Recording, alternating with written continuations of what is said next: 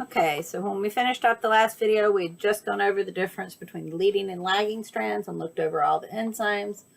Let's review that really quick again. So you got helicase that unwinds, single-stranded binding proteins that keep the unwound DNA open. We have primase that comes in and lays down the RNA primers. On the lagging strand, it has to lay down multiple primers because it has to work backwards, because it has to work in that 3' to 5' direction. And in the leading strand, it just lays down the one primer, and then the DNA polymerase III is able to add nucleotides continuously running behind the helicase. On the lagging strands with the multiple primers laid down by the primase, DNA polymerase comes in and fills in the gaps in between. Those gaps are called Okazaki fragments. And so once DNA polymerase fills in the gaps, then DNA polymerase I comes in and removes the RNA primers and adds DNA back. But it cannot make that final covalent bond between the adjacent nucleotides, and so then it lays down that final bond with DNA ligase. So there is our leading and lagging strand. And let's look real quick at the video of the process. In your body is produced by cell division. Before each cell divides, it must copy its genetic material in a process called DNA replication. Understanding of DNA replication comes largely from studies of E. coli, bacteria that are found by the billions in your large intestine. Let's take a look at how DNA replication occurs in an E. coli cell. As we zoom in, we see the DNA. At the origin of replication, the two strands of DNA separate, serving as templates for making new strands. The result is a replication bubble. The bubble grows in both directions, forming two replication forks.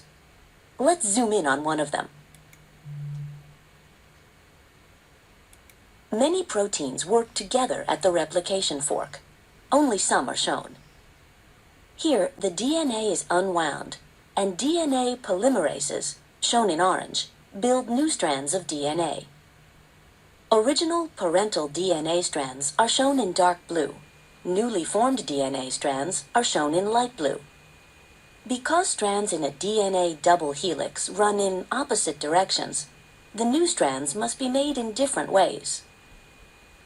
One new strand, the leading strand, is built continuously. The other new strand, the lagging strand, is built in pieces.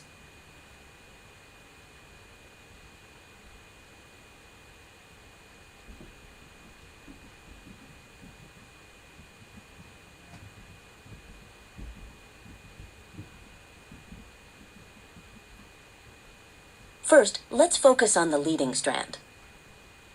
DNA polymerase builds a new strand of DNA by adding DNA nucleotides one at a time.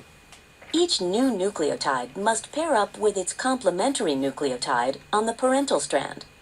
Adding new nucleotides works the same way on both the leading and lagging strands.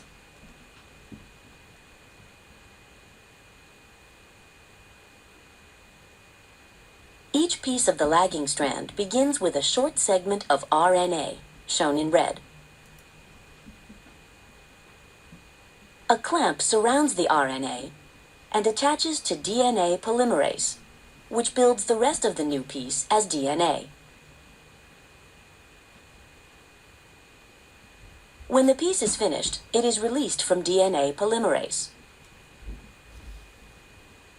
How are pieces of the lagging strand joined together? A different DNA polymerase removes RNA and replaces it with DNA.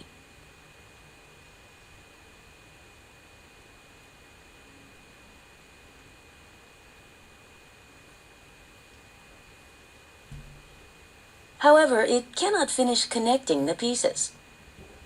An enzyme called DNA ligase joins the pieces together.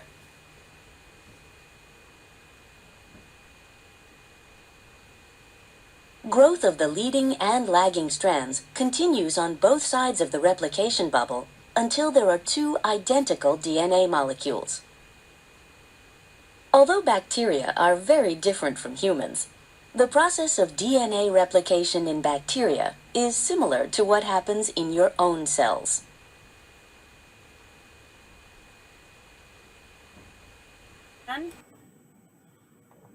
Of the DNA replication. And so now we'll finish out with DNA damage. And so you can have DNA damage from lots of different carcinogens, from chemicals, from UV ray, from physical agents. But luckily, because we do have that semi-conservative replication, you get a proofreading. And so it compares the new strand to the old strand, and it's easy to see where there is not a matchup because you get a distortion in the DNA molecule. And so when that is detected, then you have a nuclease come in, removes the incorrect base pair matching. Then our DNA polymerase comes in and lays down the correct, and then ligase seals it off. And so with that proofreading of the semi-conservative model, or with how the DNA is replicated, having one old strand and one new strand, you have the proofreading built right in. And because of that, you have almost an error rate that is extremely low, but not quite zero. And mutation sometimes can be good. Mutation does lead to the disease, but also mutation is the source of genetic variation. So for things to have evolved the way they did over the last million or so years, we had to have mutations that gave a selective advantage to some of the organisms. And with our linear DNA, we have these overhangs. And when you get to a certain point on linear DNA, there's not enough left to lay down another primer and create that next Okazaki fragment. And so this overhang is called a telomere. And you have a repeat, a telomere repeat. And you have an enzyme, telomerase, that will come in and actually extend that telomere to make it long enough so that you can put in a primer and another Okazaki fragment so that your DNA doesn't shorten. And so it does keep shortening a little bit each time with each replication, and that's really what they say is determining of your cell's life cycle. And so here the little red cap represents a telomere, and here is our chromosome, and with each sequential replication, that telomere gets a little smaller and a little smaller and a little smaller. So it's thought that the average cell will divide between 50 to 70 times before it loses its telomere completely, and at that point it'll be sent into apoptosis or cell death. But again, that enzyme telomerase keeps extending the telomere so that you can keep that area replicated. And there's a lot of research going on looking at the activation of telomerase, because telomerase is actually overactive in cancer cells.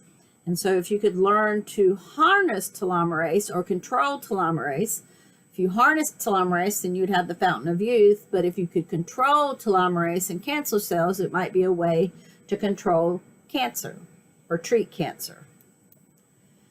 And so finally, what we're going to look at is the structure of our DNA.